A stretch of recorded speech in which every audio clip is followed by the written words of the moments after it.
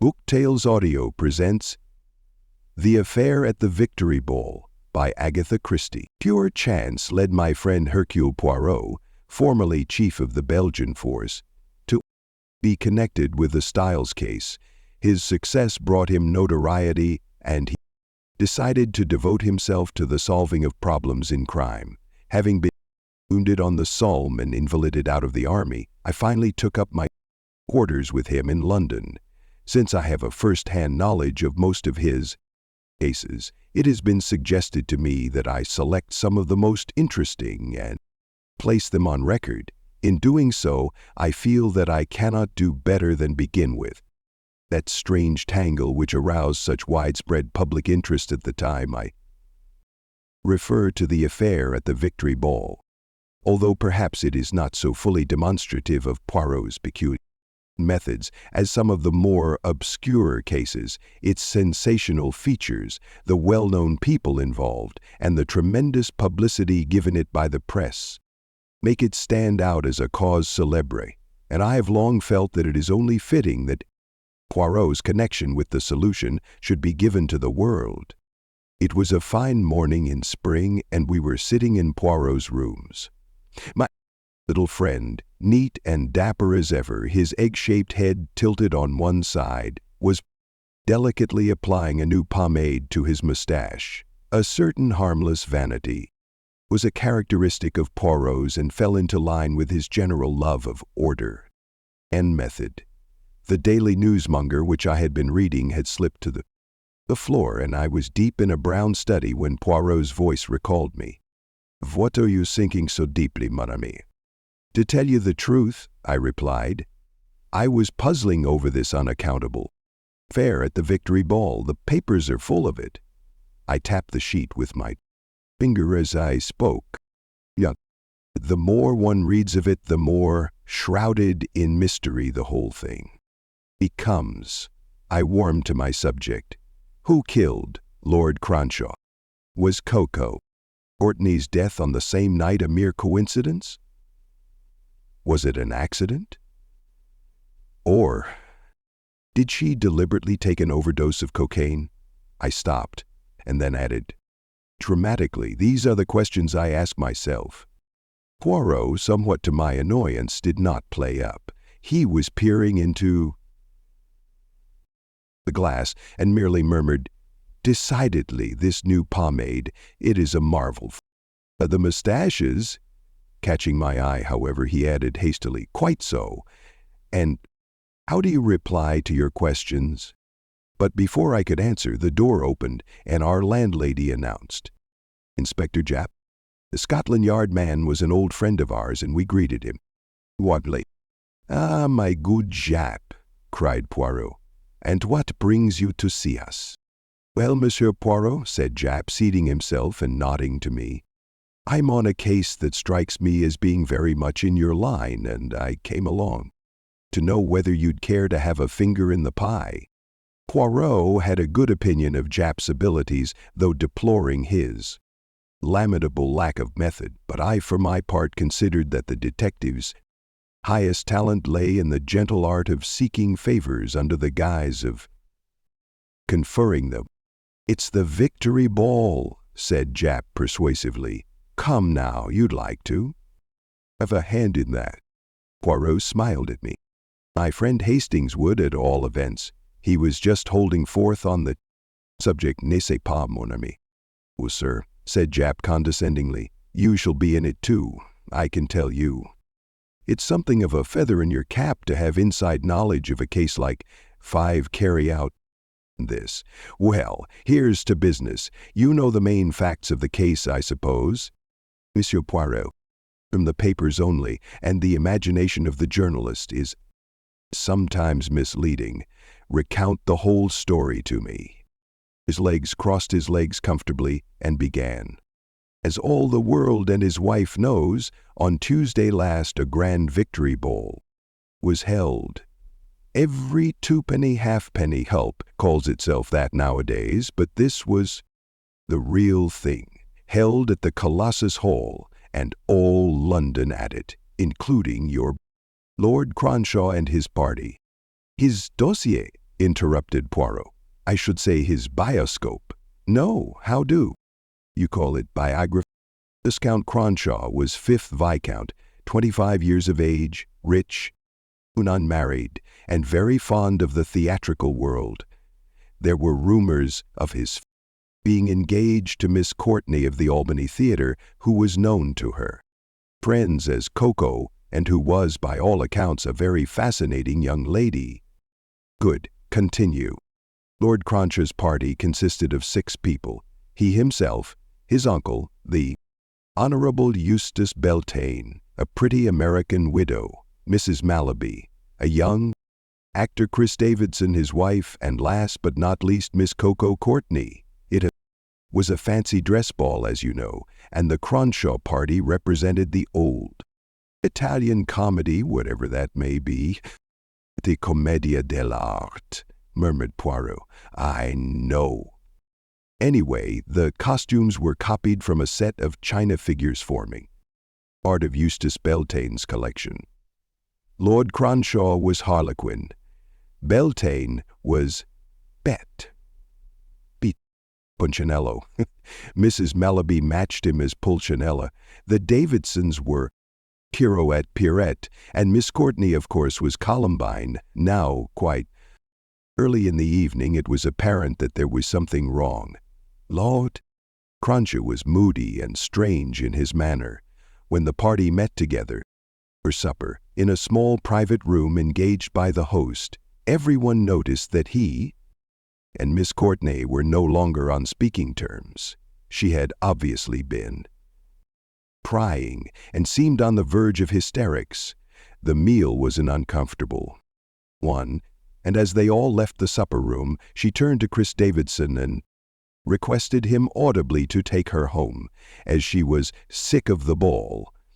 The young actor hesitated, glancing at Lord Cronshaw, and finally drew them both back to the supper room. But all his efforts to secure a reconciliation were unavailing, and he accordingly got a taxi and escorted the now weeping Miss Courtney back to her flat. Although obviously very much upset, she did not confide in him, merely reiterating again and again that she would make old Cronk sorry for this. That is the only hint we have that her death might not have been accidental, and it's precious little to go upon by the time Davidson had quieted her down somewhat. It was too late to return to the Colossus Hall, and Davidson accordingly went straight home to his flat in Chelsea, where his wife arrived shortly afterwards, bearing the news of the terrible tragedy that had occurred. After his departure, Lord Cronshaw, it seems, became more and more moody as the ball went on. He kept away from his party, and they hardly saw him during the rest of the evening.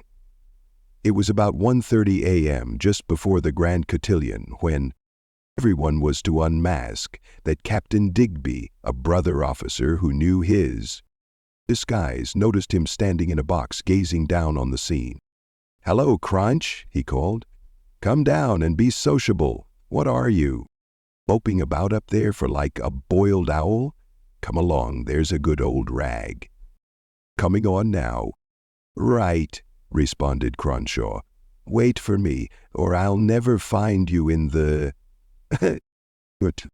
He turned and left the box as he spoke. Captain Digby, who had Miss Davidson with him, waited.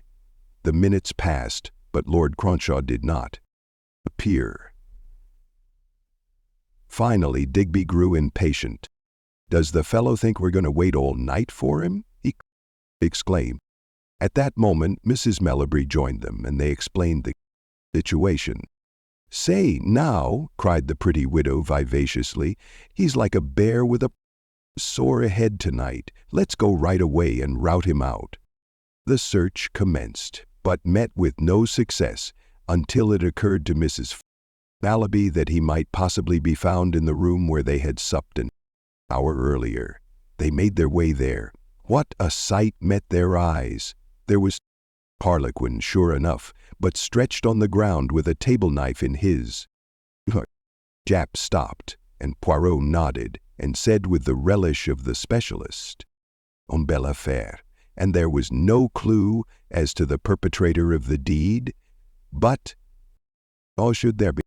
Well, continued the inspector, you know the rest. The tragedy was a double one.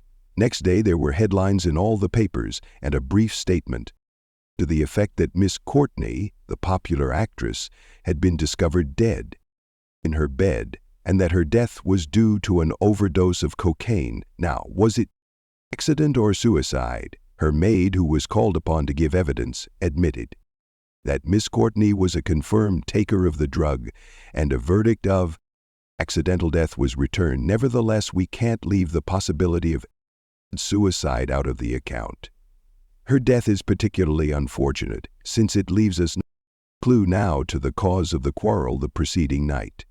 By the way, a small enameled box was found on the dead man. It had Coco written across it in diamonds and was half full of cocaine. It was identified by Miss Courtney's maid as belonging to her mistress, who nearly always carried it about with her, since it contained her supply of the drug to which she was fast becoming addicted.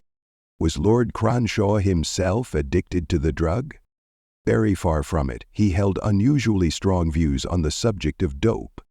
Poirot nodded thoughtfully. But since the box was in his possession, he knew that Miss Courtney took it. Suggestive, that, is it not, my good Jap? Ah, said Jap rather vaguely. I smiled. Well, said Jap, that's the case. What do you think of it? You found no clue of any kind that has not been reported? Yes, there was this. Jap took a small object from his pocket and handed it over to Poirot. It was a small pompon of emerald green silk with some ragged threads hanging from it, as though it had been wrenched violently away. We found it in the dead man's hand, which was tightly clenched over it, explained the inspector. Poirot handed it back without any comment and asked, Had Lord Cronshaw any enemies? None that anyone knows of. He seemed a popular young fellow. Who benefits by his death? His uncle, the Honorable Eustace Beltane, comes into the title, and, he states, there are one or two suspicious facts against him. Several people declare that they heard a violent altercation going on in the little supper room, and that Eustace Beltane was one of the disputants. You see, the table knife being, snatched up off the table would fit in with the murder being done in the heat of a... What does Mr. Beltane say about the matter? Declares one of the waiters was the worse for liquor, and that he was, giving him a dressing down. Also that it was nearer to 1 than half past. You see, Captain Digby's evidence fixes the time pretty accurately, only about 10 minutes elapsed between his speaking to Cronshaw and the finding of the body. And in any case, I suppose, Mr. Beltane as Punchinello was wearing a pump and a raffle. I don't know the exact details of the costumes, said Jap, looking curiously at Poirot. And anyway, I don't quite see what that has got to do with Poirot. No? There was a hint of mockery in Poirot's smile. He continued quietly, his eyes shining with the green light I had learned to recognize so well. There is a curtain in this little supper room, was there not? Yes, but with a space behind it sufficient to conceal a man. Yes, in fact, there's a small recess, but how you knew about it? You haven't been to the place, have you, Monsieur Poirot? No, my good Jap. I supplied the curtain from my brain. Without it, drama is not reasonable, and always one must be reasonable. But tell me, did they not send for a doctor? Once, of course, but there was nothing to be done. Death must have been instantaneous. Poirot nodded rather impatiently. Yes, I understand. This doctor now, he gave evidence at the inquest? Yes. Did he say nothing of any unusual symptom? Was there nothing about the appearance of the body which struck him as being abnormal? Jap stared hard at the little man. Yes, Monsieur Poirot, I don't know what you're getting at, but he did mention that there was a tension and stiffness about the limbs which he was quite at a loss to account for.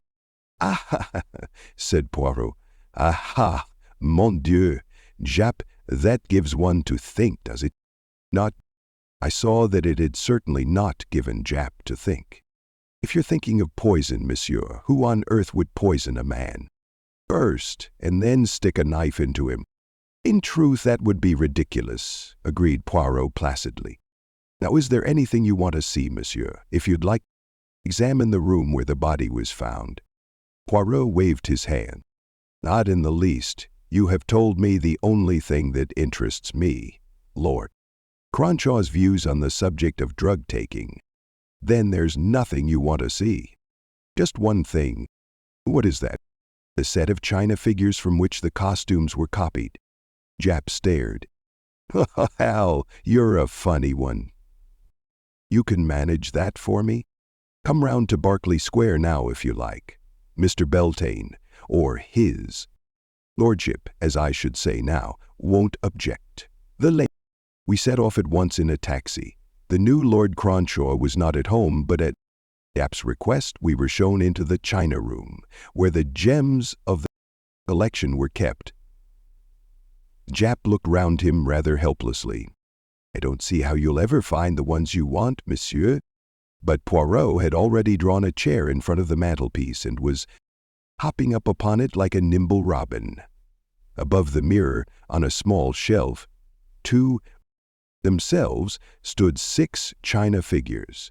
Poirot examined them minutely, making a few comments to us as he did so. Les voilà, the old Italian comedy, 3 pairs, Harlequin and Biche. Columbine, Pierrot and Pierrette, very dainty in white and green, and Punchinello and Pulcinella in mauve and yellow, very elaborate, the costume of Punchinello, ruffles and frills, a hump, a high hat, yes, as I thought, very elaborate. He replaced the figures carefully and jumped down. Jap looked unsatisfied, but as Poirot had clearly no intention of explaining anything, the detective put the best face he could upon the matter. As we were preparing to leave, the master of the house came in, and Jap performed the necessary introductions. The 6th Viscount Cronshaw was a man of about 50, suave in manner, with a handsome, dissolute face, evidently an elderly roué with the languid manner of a poseur. I took an instant dislike to him. He greeted us graciously, declaring he had heard great accounts of Poirot's skill and placing himself at our disposal in every way. The police are doing all they can, I know, Poirot said, but I much fear the mystery of my nephew's death will never be cleared up. The whole thing seems utterly mysterious. Poirot was watching him keenly. Your nephew had no enemies that you know of? None whatever, I am sure of that. He paused and then went on. If there are any questions you would like to ask, only one. Poirot's voice was serious. The costumes.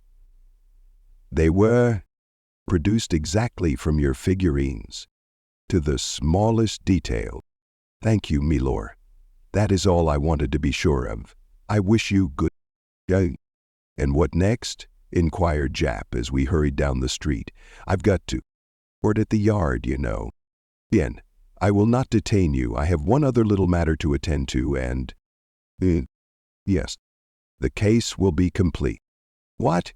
You don't mean it. You know who killed Lord Cronshaw. Affirmons. Who was it? Eustace Beltane.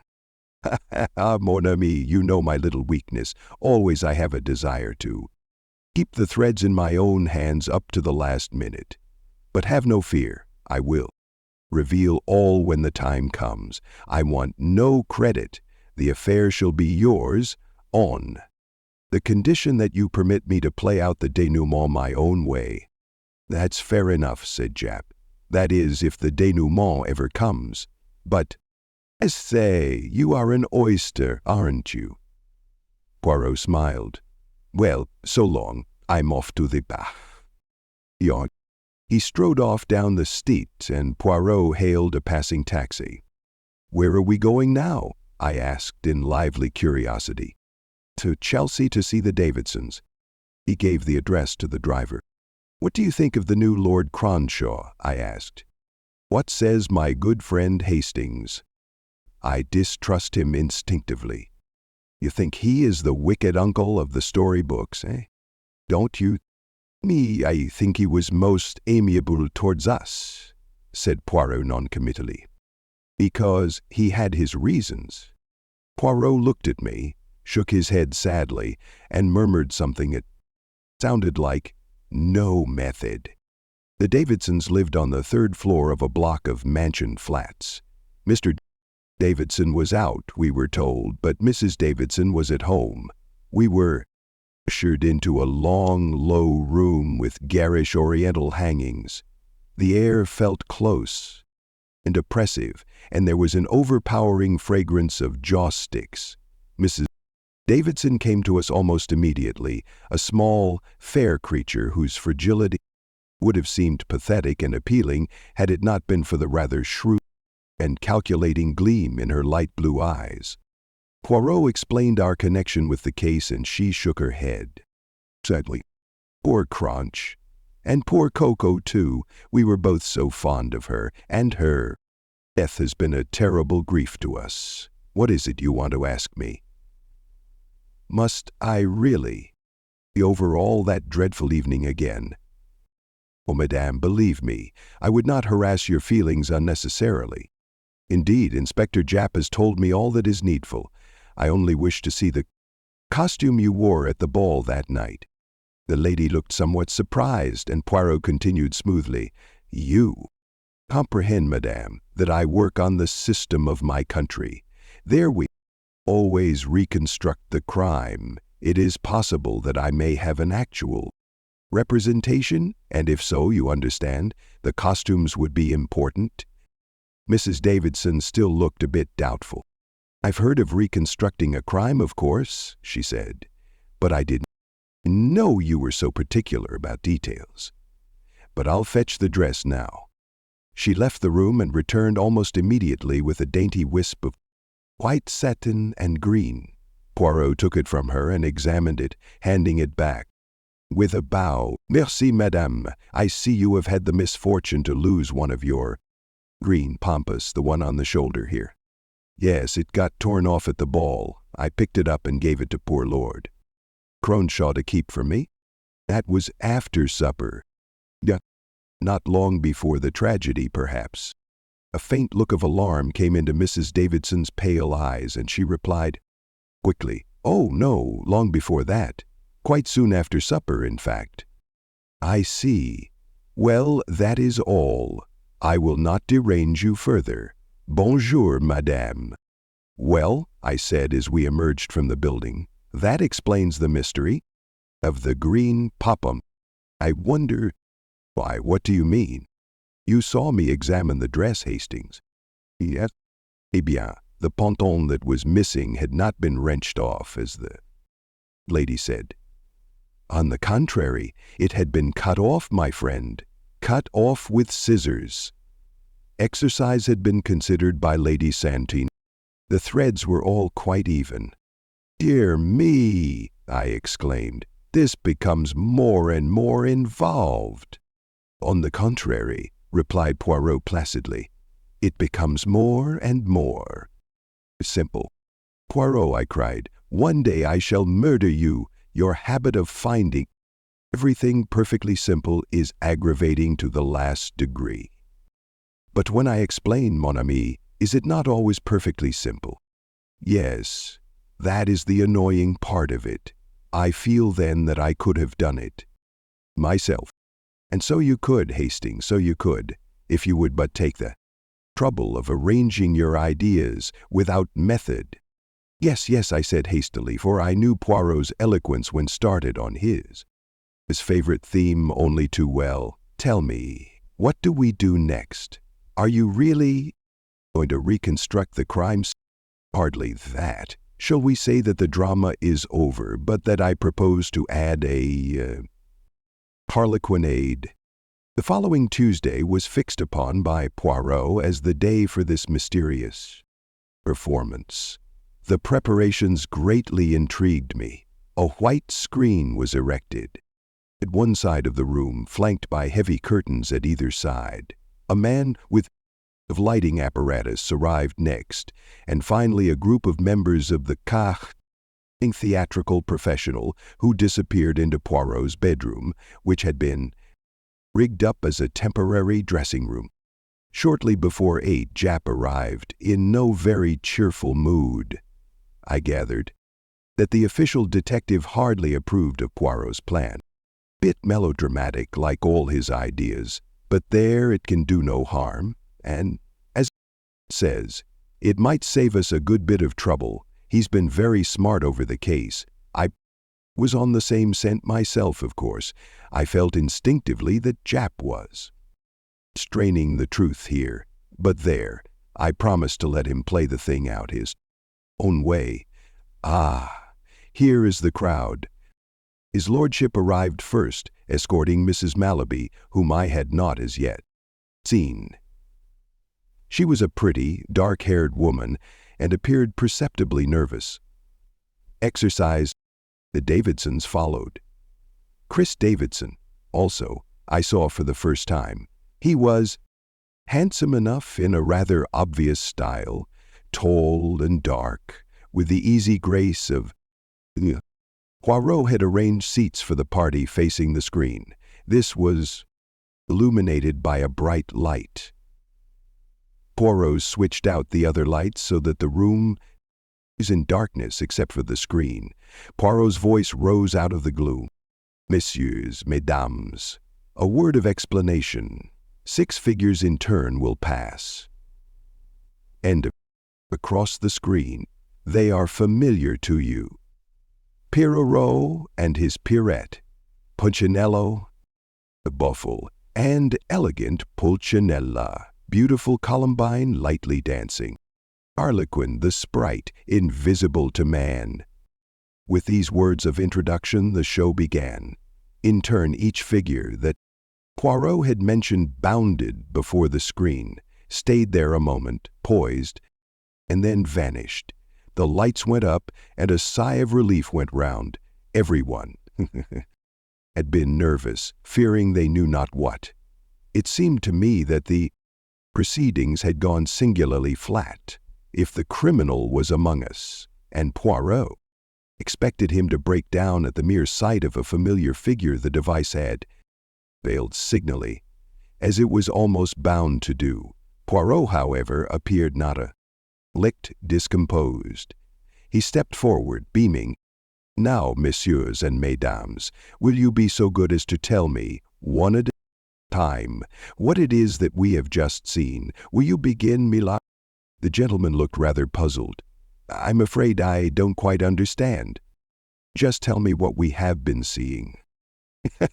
Well, I should say we have seen 6 figures passing in front of a screen and dressed to represent the personages in the old Italian comedy. Or ourselves the other night. Never mind the other night, milord, broke in Poirot. The first part of your speech was what I wanted. Madame, you agree with Miller Cronshaw. He had turned as he spoke to Mrs. Mallaby. Yes, of course. You agree that you have seen 6 figures representing the Italian comedy? Why, certainly. Monsieur Davidson, you too? Yeah. Madame? Yes. Hastings? Jap? Yes. You are all in accord? He looked around upon us. His face grew rather pale, and his eyes were green as any cat's. And yet you are all wrong. Your eyes have lied to you, as they lied to you on the night of the Victory Ball. To see things with your eyes, as they say, is not always to see the truth. One must see with the eyes of the mind. One must employ the little cells of gray. Know, then, that tonight And on the night of the victory ball, you saw not 6 figures but 5, see? The lights went out again. A figure bounded in front of the screen. Poirot. Who is that? Demanded Poirot. Is it Pierrot? Yes, we all cried. Looked again. With a swift movement, the man divested himself of his loose Pierrot garb. There, in the limelight, stood glittering Harlequin. At the same moment, there was a cry and an overturned chair. "Curse you," snarled Davidson's voice. "Curse you! How did you guess?" Then came the clink of handcuffs and Japp's calm official voice. "I arrest. You, Christopher Davidson, are charged with murdering Viscount Cronshaw. Anything you say will be used in evidence against you." It was a quarter of an hour later. A recherché little supper had appeared, and Poirot, beaming all over his face, was dispensing hospitality and answering our eager questions. It was all very simple. The circumstances in which the green pompon was found suggested at once that it had been torn from the costume of the murderer. I dismissed Pierrot from my mind, since it takes considerable strength to drive a table-kick knife home, and fixed upon Pierrot as the criminal. But Pierrot left the ball nearly 2 hours before the murder was committed, so he must either have returned to the ball later to kill Lord Cronshaw, or he must have killed him before he left. Was that impossible? Who had seen Lord Cronshaw after supper that evening? Only Mrs. Davidson, whose statement, I suspected, was a deliberate fabrication, uttered with the object of accounting for the missing pompon, which, of course, she cut from her own dress to replace the one missing on her husband's costume. But then, Harlequin, who was seen in the box at 8 o'clock at 1:30, must have been an impersonation. For a moment earlier I had considered one elephant to be an impression of 2, and then I had said the possibility of Mr. Beltane being the guilty party. But with his elaborate costume, it was clearly impossible that he could have doubled the roles of Punchinello and Harlequin. On the other hand, to Davidson, a young man of about the same height as the murdered man and an actor by profession, the thing was simplicity itself. That one thing worried me. Surely a doctor could not fail to perceive the difference between a man who had been dead 2 hours and one who had been dead 10 minutes. The doctor did perceive it, but he was not taken to the hospital body and asked, "How long has this man been dead?" On the contrary, he was informed that the man had been seen alive 10 minutes ago, and so he merely commented at the inquest on the abnormal stiffening of the limbs for which he was quite unable to account. All was now marching famously for my theory. Davidson had killed Lord Cronshaw immediately after supper, when, as you remember, he was seen to, draw him back into the supper room.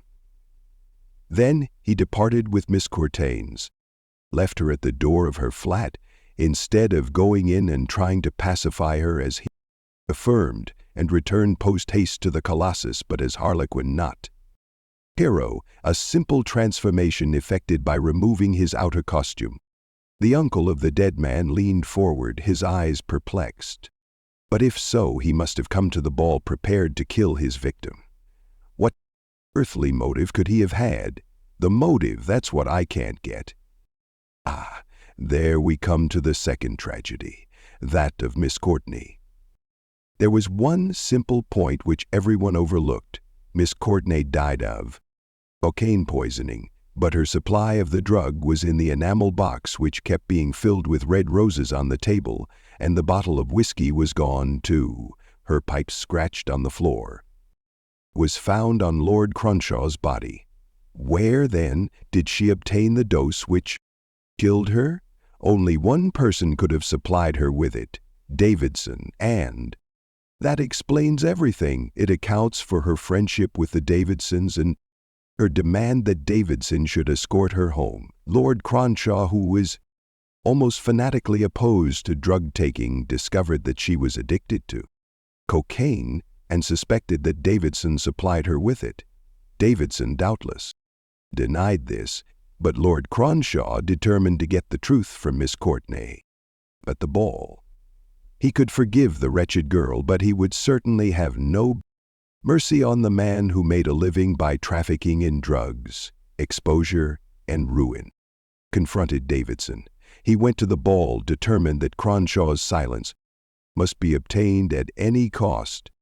Was Coco's death an accident then? I suspect that it was an accident cleverly engineered by Davidson. She was furiously angry with Cronshaw, first for his reproaches, and secondly for taking her cocaine from her. Davidson supplied her with more, and, probably, suggested her augmenting the dose as a defiance to old Cronch. One other thing, I said. The recess and the curtain? How did you know about them? Why, mon ami, that was the most simple of all. Waiters had been in and out of that little room, so obviously the body could not have been lying where it was found on the floor. There must be some place in the room where it could be hidden. I deduced a curtain and a recess behind it. Davidson dragged the body there, and later, after drawing attention to himself in the box, he dragged it out again before finally leaving the hall. It was one of his best moves. He is a clever villain. But in Poirot's green eyes I read unmistakably the unspoken remark, but not quite so clever as Hercule Poirot.